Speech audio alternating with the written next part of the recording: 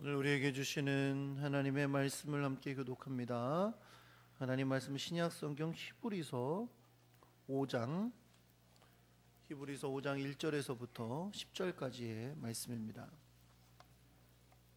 제가 가지고 있는 성경은 357페이지입니다. 신약 성경 357페이지 히브리서 5장 1절에서부터 10절입니다. 함께 교독하겠습니다. 대제사장마다 사람 가운데서 택한 자이므로 하나님께 속한 일에 사람을 위하여 예물과 속지 않은 제사를 드리게 하나니,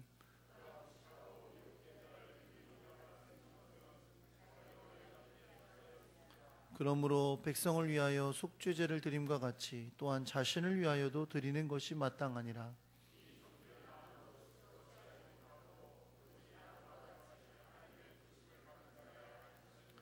또한 이와 같이 그리스도께서 대제사장 되심도 스스로 영광을 취하심이 아니요 오직 말씀하신 이가 그에게 이르시되 너는 내 아들이니 내가 오늘 너를 낳았다 하셨고,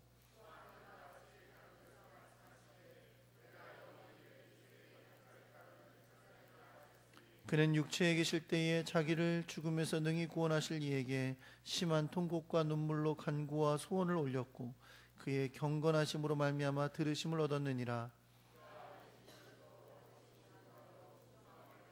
온전하게 되셨은즉 자기에게 순종하는 모든 자에게 영원한 구원의 근원이 되시고 멜기세덱의 반차를 따른 대제사장이라 칭하심을 받으셨느니라. 아멘.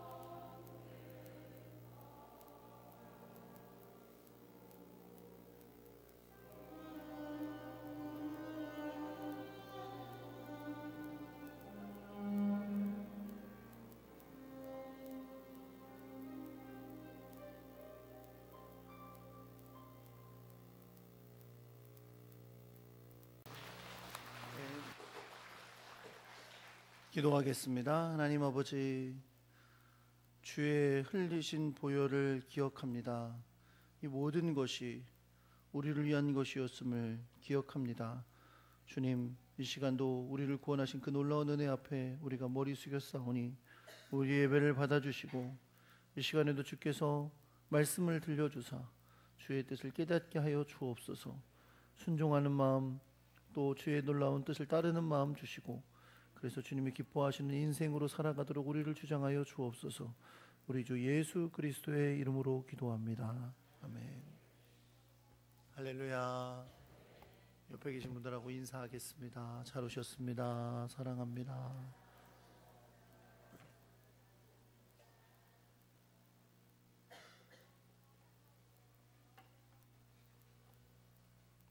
하나님의 사랑과 축복이 여러분과 함께 하시기를 예수 그리스도의 이름으로 축원합니다. 이제 봄바람이 살랑살랑 부는 때가 왔대요. 그래서 이제 주말만 되면 또 고속도로가 꽉꽉 막히는 그런 때가 온 것 같습니다. 주님을 예배하는 자를 찾으시는 줄 믿으시기 바랍니다. 여러분이 혹시 딴 데 가 계시면 주님 찾고 계세요. 또 예배 안 하고 어디 갔냐? 찾고 계실지 모르니까 주님 앞에 예배함을 우선으로 두시고 예배의 승리자가 되시기를 예수 그리스도의 이름으로 축원합니다. 한번 따라해 볼게요. 순종으로 순종하는 자들을. 왜 이렇게 힘이 없어요? 다시 한번 할게요. 순종으로 순종하는 자들을. 순종이라는 말이 되게 부담되시죠? 안 부담되세요? 예수 믿는 건 순종하는 것인 줄 믿으시기 바랍니다. 지난 일주일 동안 세계에 참 여러 가지 일들이 있었지만 가장 많은 사람들이 주목해서 보았던 일이 대한민국에서 있었어요. 그게 뭐냐면 세계 바둑 기사 중에 가장 위대한 한 명으로 꼽히는 이세돌 구단하고 구글에서 만들어낸 알파고라는 이 인공지능이 세기의 바둑 대결을 펼쳤기 때문입니다. 물론 2번이 더 남아있지만 이미 승패는 났죠. 3번의 대국에서 3대 0으로 알파고가 이김으로 인해서 이미 인간이 알파고에게 졌다, 이렇게 결론이 난 상황입니다. 물론 이세돌 구단은 아니다, 이세돌이 진 거다, 인류가 진 게 아니다 라고 이야기했지만 어쨌든 우리가 심정적으로 느끼는 것은 기분이 별로 안 좋죠. 기계에게 졌다는. 우리는 뭐 게임도 안 될 거면서 저는 오목밖에 둘 줄을 몰라서 도대체 판세가 어떻게 돌아가는지를 전혀 모르겠더라고요. 아시는 분들은 되게 재밌게 보셨을 거라고 생각이 듭니다.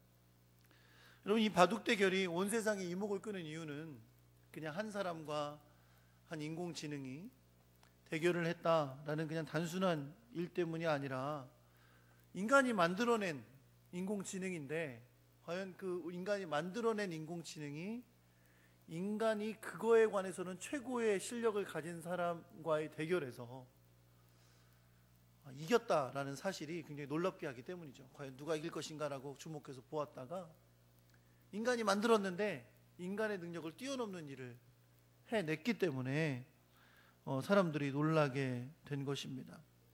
참 재밌는 건 어떻게 생각하면 여러분 이럴 수 있어요. 그게 인간이 만든 거잖아요, 어차피.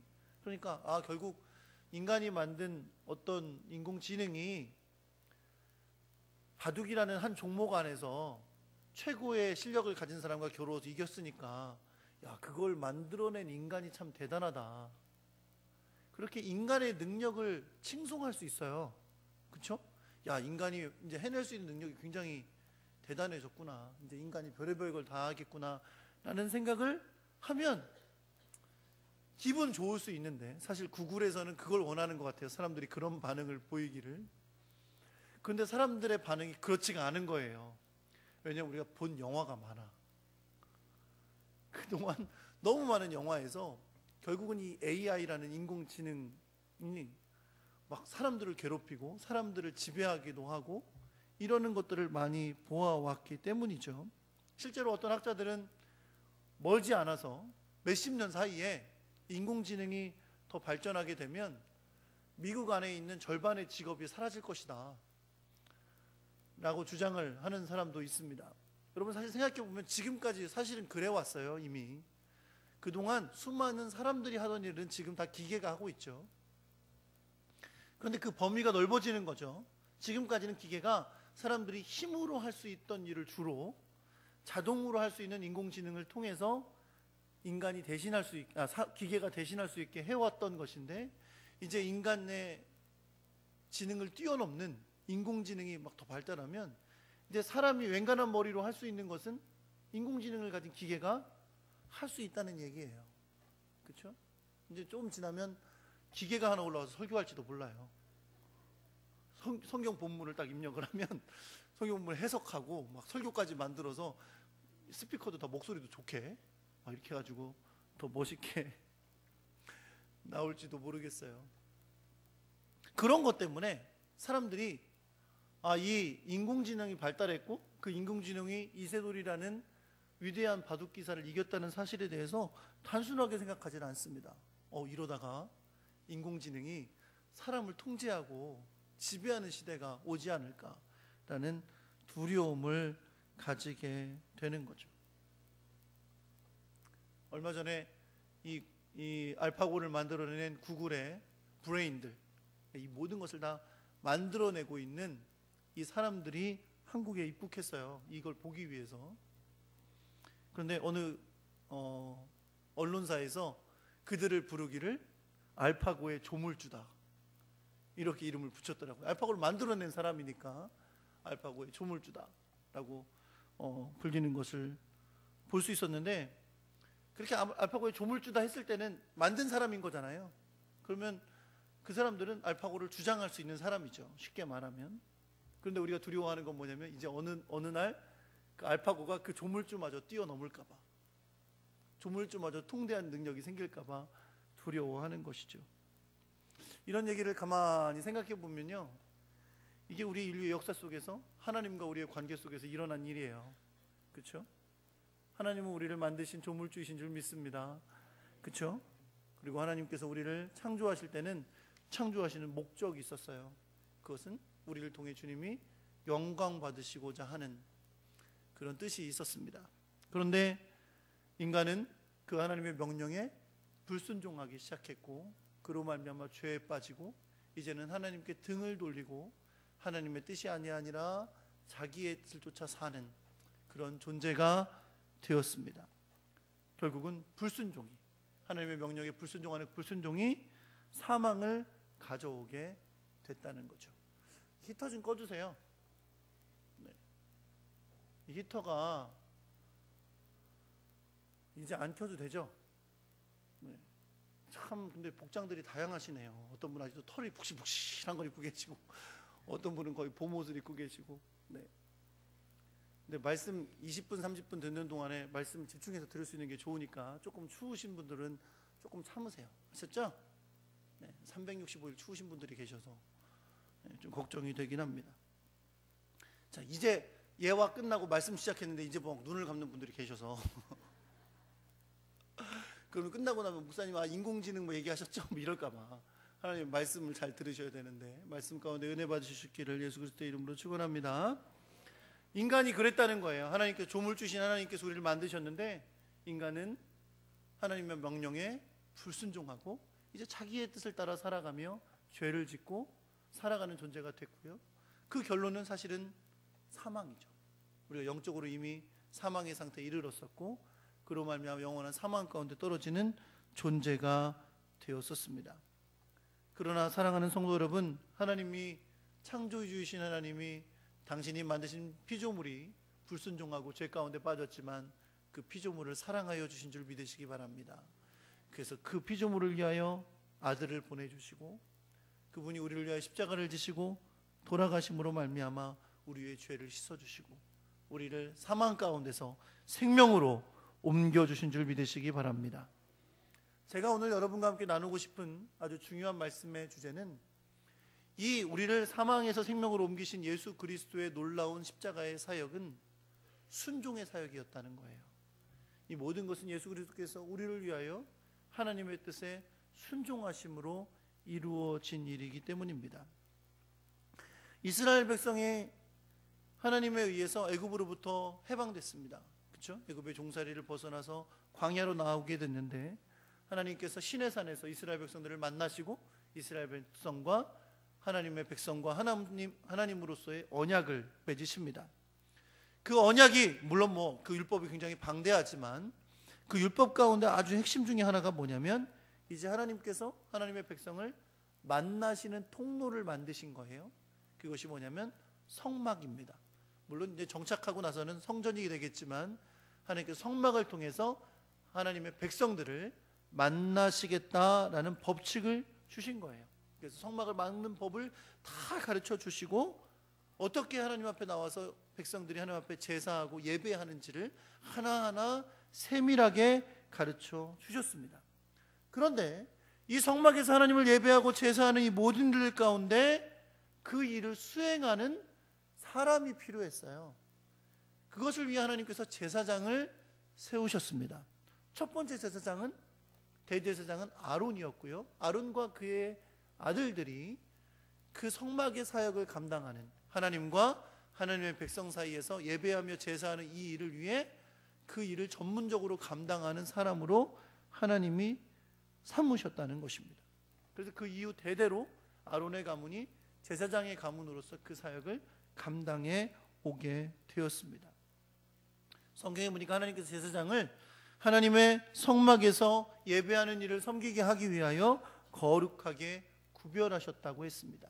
하나님께서 특별히 구별하셔서 그들을 하나님과 인간 사이에 중보자로 삼으시고 그 일을 감당케 하셨다는 것이죠.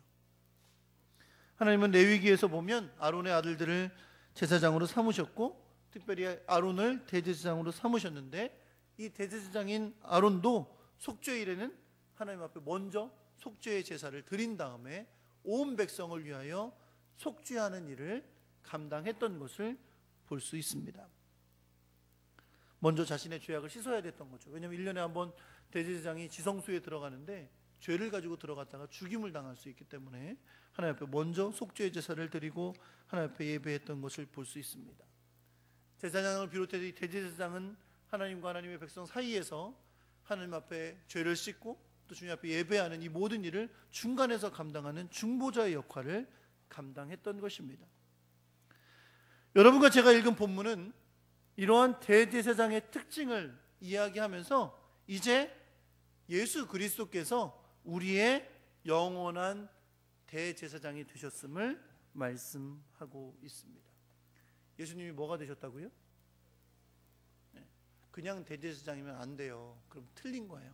그럼 땡이요, 땡. 무슨 대제사장이 되셨다고요? 영원한 대제사장이 되신 줄 믿으시기 바랍니다. 그래서 1절에서 4절에 보면 인간으로서의 대제사장이 가지고 있는 특징을 말씀하시는데 이게 다 사실은 우리의 영원한 대제사장이 예수님을 설명하기 위한 것이긴 합니다. 첫 번째, 대제사장은 어떤 사람들이냐면 사람 가운데 택함을 받은 사람입니다. 대제사장은 하나님과 하나님의 백성 사이에서 굉장히 신령한 역할을 해야 되는 사람이지만 그러나 이것은 어떤 영적인 존재이거나 천사이거나 그런 사람이 택함 받은 것이 아니라 우리와 똑같이 흙으로 지어진 사람 중에 택함을 받았다는 것입니다. 첫 번째 대제사장은 누구였다고요? 아론이었습니다. 아론이 그 일을 감당했던 것을 볼 수 있습니다. 두 번째, 대제사장은 어떤 역할을 했냐면 하나님의 명령에 따라 예물과 속죄하는 제사를 드리는 일을 감당했습니다. 쉽게 말하면 하나님과 인간 사이에서 제사를 드릴 수 있는 중간 역할을 감당했다는 거예요. 대제사장은 하나님께서 모세를 통해서 주신 율법의 명령에 따라 사람들이 하나님께 제사를 드리는데 이것을 자기 스스로 할 수는 없는 거예요. 그 사람이 내가 하나님 앞에 제사 드리고 싶다고 자기 혼자 와서 자기 마음대로 할 수 있는 게 아니라 반드시 누가 있어야 돼요? 제사장이 있어야 돼요. 제사장이 그 중간에서 역할을 해서 하나님 앞에 제사할 수 있게 했다는 것이죠. 그 누구도 제사장 없이 스스로 제사를 드릴 수가 없었다는 겁니다. 반드시 제사장을 통해 제물을 드려야 하는 것이죠. 성경에 보면 사울 왕이 나중에 제사장이 아님에도 불구하고 제물을 드렸다가 하나님 앞에 형벌을 받게 되는 것을 우리는 성경을 통해서 볼 수 있습니다. 제사장은 하나님과 하나님의 백성 사이에서 반드시 그 중보자의 역할을 감당해야 했던 사람입니다. 세 번째, 대제사장은 자신도 연약한 자야, 연약한 인간이기 때문에 무식하고 미혹된 자를 능히 용납했습니다. 대제사장도 우리와 똑같은 사람이었기 때문에 인간이 죄를 지을 수밖에 없다는 것을 너무나 잘 알고 있었습니다. 그래서 백성들 가운데 죄를 가지고 나올 때에 그들을 비난하거나 내쫓거나 욕하지 아니하고 그들을 용납해서 그들을 위한 제사를 드려 주었던 것을 볼 수 있는 것이죠. 네 번째, 성경에 보니까 대제사장은 또 어떤 역할을 했냐면 백성을 위한 속죄제를 드릴 때에 먼저 자신을 위한 속죄제를 드렸습니다. 그도 똑같은 인간이기 때문이죠. 동일한 죄인이기 때문에 온 백성을 위한 속죄제물을 하나님 앞에 드리기 전에 자기 자신을 위한 속죄제를 드려서 자기가 먼저 정결케 되었던 것을 볼 수 있습니다. 다섯 번째, 이 존귀한 대제사장의 직분은 한번 따라해 볼게요. 오로지 하나님의 부르심을 통해 받는다.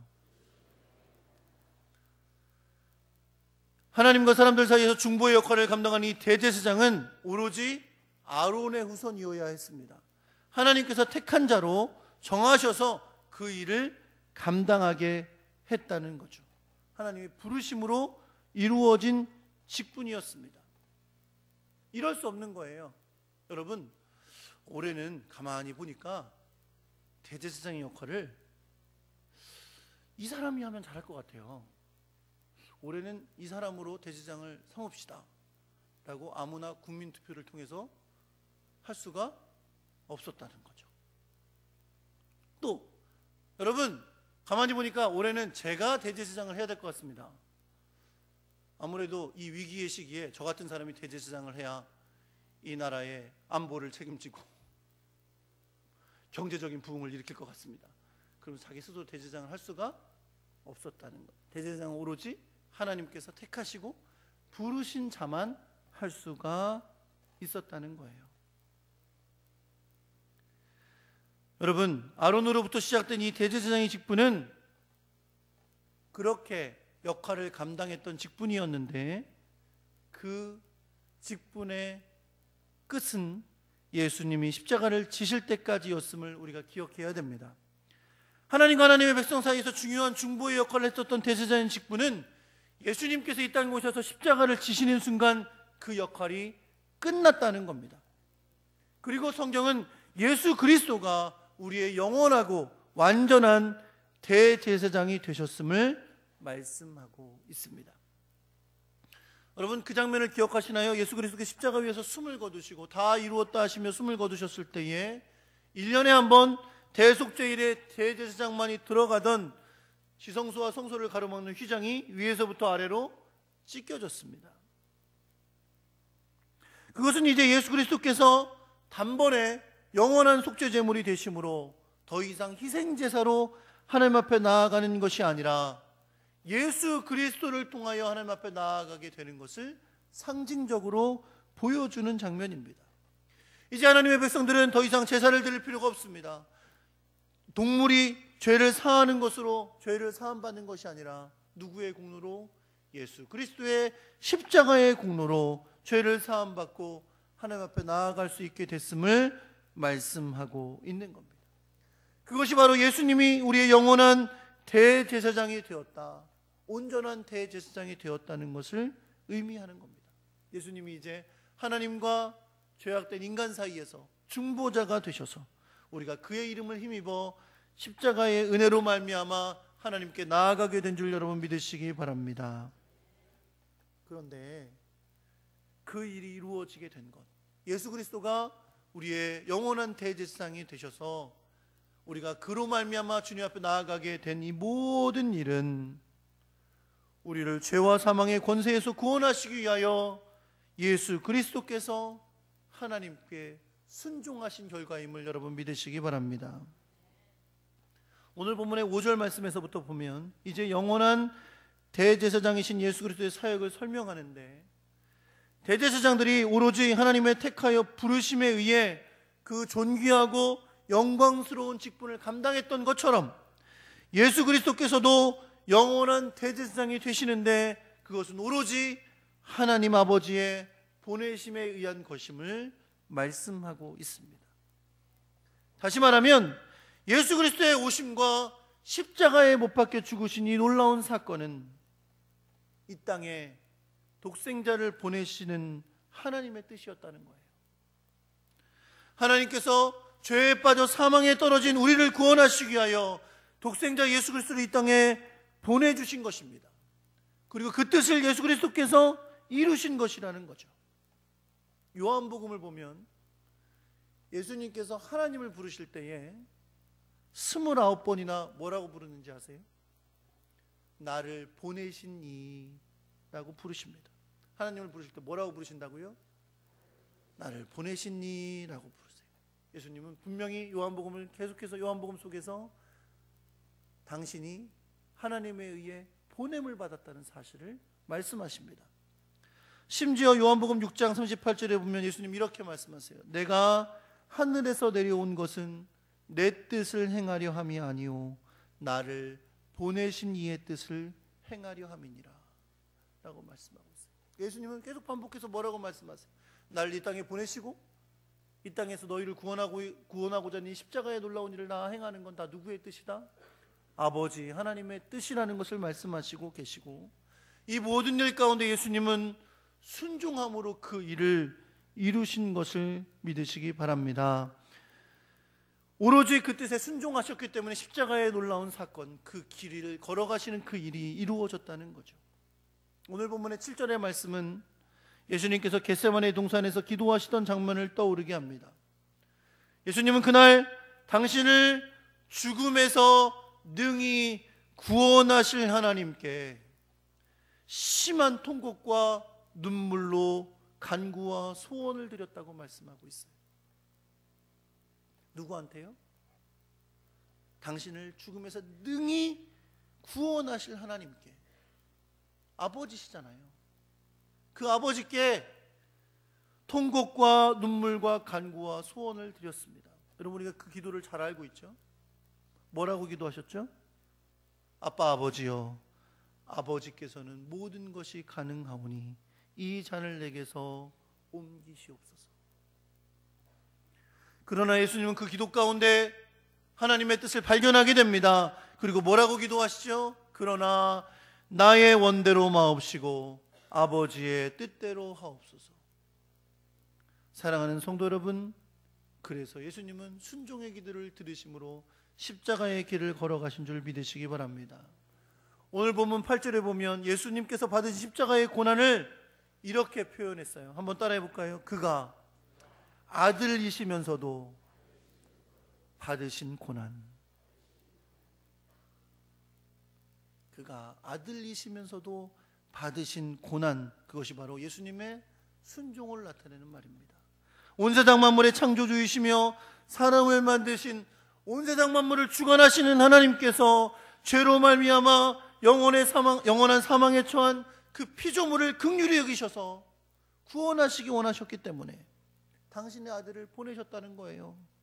그리고 그 아들이신 예수님은 비록 그 창조주의 아들이지만 하나님의 그 뜻을 이루시기 위하여 순종함으로 십자가의 고난의 길을 걸어가신 것입니다.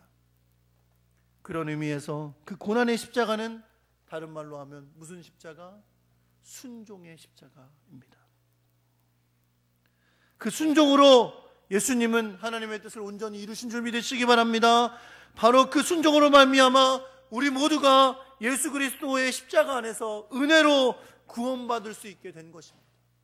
온 세상에 예수 그리스도의 이름으로 말미암아 구원받는 길을 예수님께서 순종을 통하여 열어 놓으신 것입니다. 그러나 우리가 기억해야 될 것은 예수님께 십자가 위에서 그를 믿는 자마다 구원 얻는 길을 열어 놓으셨지만 그냥 모든 사람이 구원받는 건 아니에요. 누가 구원받습니까? 주님의 그 순종의 십자가를 구원의 은혜로 순종하는 사람이 받는 겁니다. 그 순종하는 사람들에게 예수 그리스도는 그들의 영원한 구원의 근원이 되시는 줄 믿으시기 바랍니다. 예수님의 십자가는 온 인류를 위한 거예요. 누구나 예수를 믿으면 구원받을 수 있다라는 길을 열어놓으신 거예요. 그러나 분명한 것은 그냥 그렇다고 구원을 다 받는 게 아니라는 거죠. 누구만 구원받아요? 예수 믿는 사람만 구원받습니다. 믿음으로 주님 앞에 순종하는 사람만 구원받는 줄 믿으시기 바랍니다. 여러분, 이것이 영원한 대제사장 되신 예수 그리스도의 사역입니다. 하나님 아버지의 택하심과 보내심에 의해 영원한 대제사장이 되신 예수님은 이제 그에게 순종함으로 구원받는 자들을 우리에게 허락하여 주신 것이고, 우리가 그렇게 구원받도록 역사하여 주신 줄 믿으시기 바랍니다. 그런데 여러분, 예수님은 그렇게 순종으로 구원받은 자들을, 그들을 향하여 다시 주님의 순종을 요구하십니다. 하나님께 택하시고 부르셔서 예수님을 보내주신 하나님의 뜻대로 주님은 순종함으로 구원으로 나온 자들을 다시 세상 가운데 보내시는 줄 믿으시기 바랍니다. 요한복음 20장 21절에 보니까 예수님은 제자들에게 이렇게 말씀하셨어요. 한번 따라해 볼까요? 아버지께서 나를 보내신 것 같이 나도 너희를 보내노라. 어떻게 보내세요? 세상 가운데 우리를 제사장으로 보내십니다. 베드로전서 2장 9절의 말씀에 보면 너희는 택하신 족속이요 왕같은 제사장이요 거룩한 나라다 라고 말씀하십니다. 우리를 뭐라고 부르신다고요? 왕같은 제사장으로 부르십니다. 그리고 그 왕같은 제사장의 사명을 이렇게 선언하셨어요. 이는 너희를 어두운 데서 불러내어 그의 기이한 빛에 들어가게 하신 그 아름다운 덕을 선포하게 하려 하심이라. 사랑하는 성도 여러분, 우리가 순종함으로 구원을 받았지만 우리는 또다시 세상 가운데 우리를 보내시는 주님의 부르심에, 보내심에 순종해야 되는 줄 믿으시기 바랍니다. 우리를 다시 제사장 삼으셔서 세상 가운데 예수 그리스도의 구원의 은혜를 감당하고 나누게 하는 중보자로서의 사역을 우리에게 맡기신 거예요. 그것이 바로 교회입니다. 교회는 세상 가운데 주의 아름다운 덕을 선전하는 아름다운 공동체가 되어야 할 줄 믿습니다. 모든 성도들은 우리의 삶의 어느 현장에 있든지 예수 그리스도의 아름다운 덕을 선전하는 귀한 하나님의 중보자의 역할을 감당해야 되는 줄 믿으시기 바랍니다. 사랑하는 성도 여러분, 예수님께서 주의 뜻에 순종하여 걸어가셨던 그 길은 십자가의 길이었습니다. 다 갈 수 있으니까 가신 길이 아니고 아무도 갈 수 없는데 가신 길이었습니다. 오로지 주의 뜻에 순종함으로 가신 길이었습니다. 우리를 세상 가운데 보내시고 주의 뜻을 순종하게 하시고 주의 복음을 땅끝까지 전하게 하신 이 일은 결코 쉬운 일이 아닙니다. 때로는 고난이 필요하고 희생해야 하고 어려움이 우리에게 있을 수도 있습니다. 그러나 주의 뜻에 따라 순종하는 그 순종에 의해 하나님께서 일하시는 것을 믿으시기 바랍니다. 여러분과 제가 주의 순종함으로 구원받았고 주의 순종의 그 십자가의 은혜로 구원받았으니 땅끝까지 주님의 뜻에 순종하여 하나님의 놀라운 일들을 드러내고 나타내는 제사장의 직분을 아름답게 감당하는 순종의 사람들 될 수 있기를 우리 주 예수 그리스도의 이름으로 축원합니다.